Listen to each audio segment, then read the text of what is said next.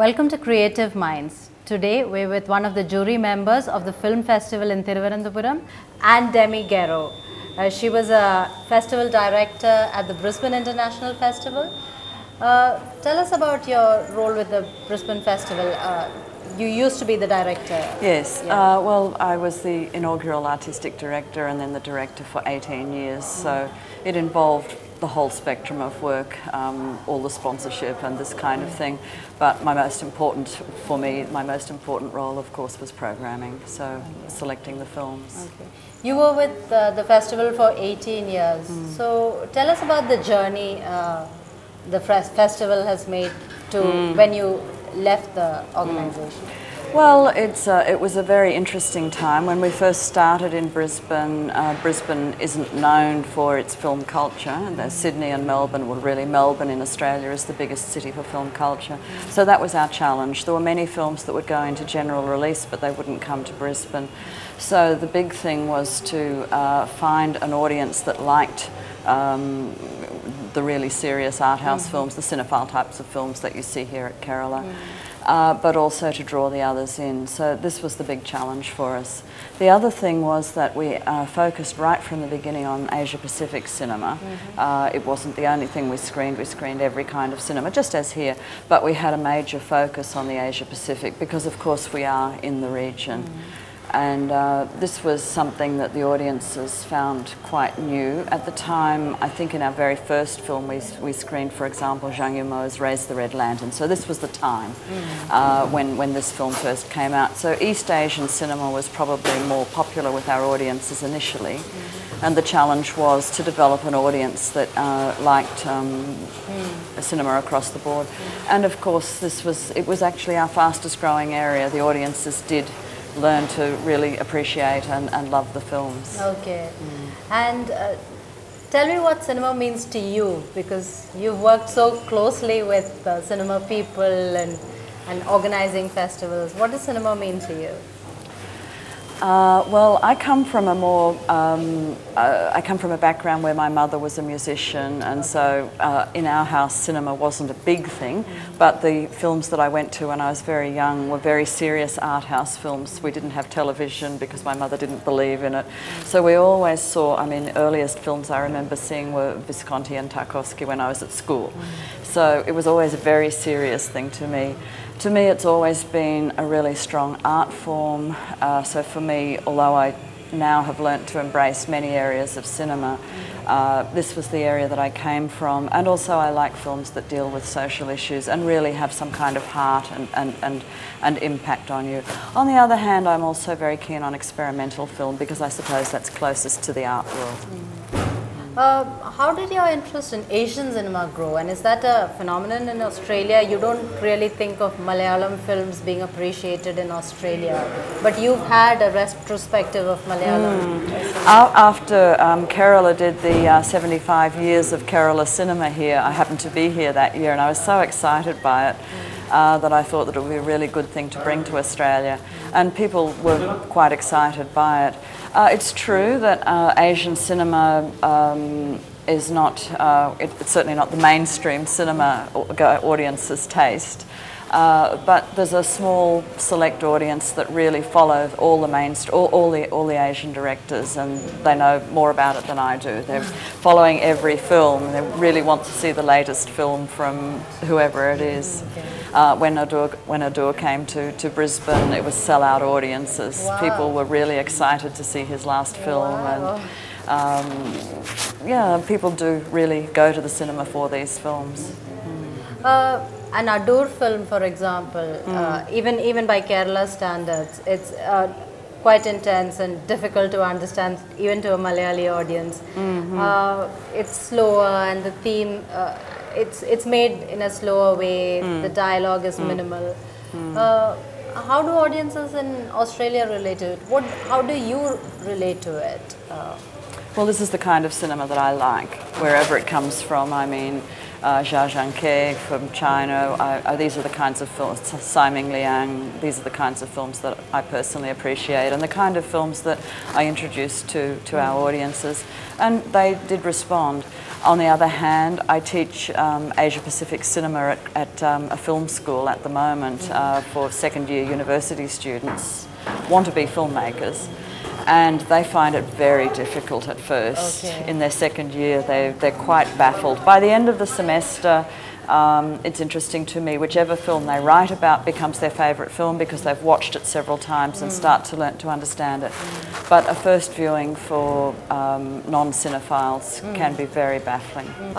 You're doing research on Iranian cinema. Yes. Tell us about your interest in Iranian cinema and what is it about? I mean, Iranian cinema is of course appreciated all over the world, and even in Kerala at our festivals. Not even in Kerala, it's very much appreciated in Kerala, I know, yes. At our festivals they are quite, this year we have a strong Polish film sort of setup, but usually Iranian films are much appreciated here.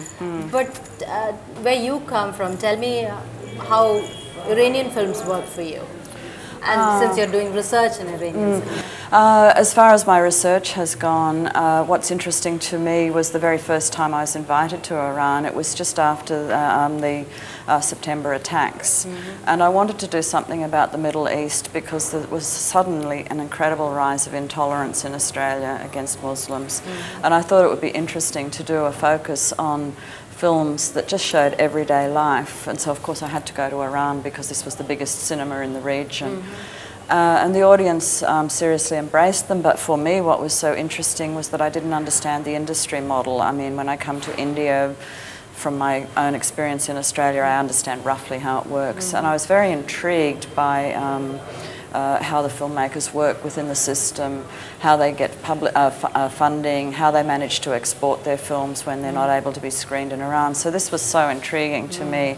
It's kept me intrigued for more than a decade now. So I'm interested in how the conditions under which they're making films impact on the actual films, and it's so I'm looking at the text as well, and I think it's a really interesting, for me, a fascinating story. And it hasn't been written about much because most Iranians who go to Iran don't want to talk about this, and not many other people are going to Iran every year. And okay, this is probably not to your taste, but what do you think about Hollywood cinema then? It's so different from your sensibility by the sounds of it. I think the best of all cinemas are good. I mean, I think the very best of Bollywood is good, the very best of Hollywood is good, but these are films that I go to perhaps to relax or escape, and many times I don't like them, but every so often they make some really good ones. So whilst it isn't my everyday choice of viewing, occasionally we should look at it and see what it's doing. How about something like Transformers? I have to confess I haven't seen it, so possibly last Hollywood film. I'm saying this might be a tricky question. This might take me a while to think about. Okay. So you're really not that much into Hollywood? No, I do see occasionally, because I think you have to know what's happening in the film world, and Hollywood and Bollywood, these big industries, are leading the way. I'm very interested, for example, in things like Gangs of Wasseypur, which I guess is straddling Bollywood and parallel cinema.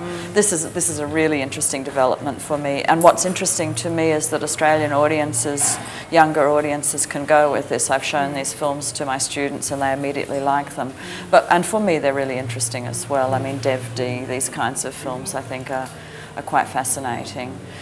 On the other hand, I have to say I prefer films like Girish Kasaravelli or Adur. These are my films of choice. Tell us a little about the Australian industry. We've spoken about Hollywood, Bollywood, Indian, Iranian. What is the Australian industry like? I think the little we know about the Australian industry also comes from Hollywood. In fact, I did a retrospective for here of Australian Indigenous representations, and for me this is the most exciting area at the moment. I suppose it's the same in India as the tribal people trying to find their voice. So for me it's been very interesting watching Indigenous filmmakers, initially of course the very first Australian film actually had an Indigenous person played by a white person in blackface, you know, shame, right back at the beginning of the last century. But watching them gradually represent themselves, the first film in 1957 where there were Indigenous leads, through to now they're making films that are winning camera doors and things like this is very exciting for me. But our industry is very small. I mean, we have a small population, so it's very difficult to sustain an industry. You've been to Kerala before and now you're a jury member here. How do you find the festival this time? Oh, well, I always love this festival, I have to say. It's probably my favourite Asian festival. Okay. Well, it is my favourite Asian festival. I think it's very exciting, some of the new areas that have been brought in. I mean, Kerala's always had such a strong program, and I think it's just as strong this year. I don't think there's room for improvement, but I think some of the interesting areas with the, for example, the South Asian Children's Network Forum that's been established, which I was attending, is a very exciting development. And these kind of peripheral things that can facilitate more interaction within the region, I think, are really important. And I think the fact that Kerala has embraced these. Last year I was here chairing a seminar on Asian cinema as well, about how people could work together as a region. And I think this is an enormously important step for one of the festivals to take on. So I'm also a board member of NetPAC, as is Bina Paul. So all of us are working for this, and Bina's really actually actioning it in her festival. How is it, how are people's response? You're a foreigner coming in and talking about, so, for example, Iranian film, or you seem to work closely with cinema entities here. How are you accepted when you work in Iran, particularly in Iran, as a woman, as a foreign woman working on cinema in Iran? Well, I find that if you know your subject, people accept you enormously well. I mean, people are always happy to talk with foreigners if they're excited about their cinema. So I find Indian and Iranian cinema very exciting, and I know a number of the filmmakers from working for so long in the area. So I don't have any problem at all. In fact, people are always giving me DVDs if I ask for them. It's a very, very supportive environment. But sometimes do you think, no, that is not how people react when you see a sort of something that seems melodramatic in a film? Melodrama. Well, you know, I've been coming to India since 1978, so I'm used to the concept of melodrama. That is something that's very difficult, I know, for a lot of Europeans, melodrama, and initially it was for me as well, but I think it's something I've come to understand and to be able to move through. I remember being on a jury here when it was a problem for one of the European members of the jury, but for me, I mean, I can't say I understand. It would be very arrogant to say that I understand every aspect of it. But I think one of the things that I've been very fortunate with is that working with NetPAC, also working with the Asia Pacific Screen Awards, I'm on the nominations council there, and being at festivals generally, I have a lot of opportunity to talk with people, and I'm very interested in how different people see the films. Audience reception's enormously important to me. Certainly with Iranian films, I've learnt very much about how they read all the codes into them, not just the normal allegories. I mean, we all know they have allegory and metaphor, but who made the film and whether that person's insider or outsider, what that director's known for doing, what the producer's affiliations are. I can sense if there's something I'm not getting, so I can ask. You know, I'm never afraid to ask. You learn a lot. Yeah, maybe you get a little of that from in the Malayali audience as well. We are interested in sort of where it's coming from, who did what. Of course. But of course in Iran it's very political. Yes. Yes. But yes, absolutely. The perspective that a film's coming from is really important. And you're right, so I wouldn't always understand, but sometimes something's curious to me, so I will find out.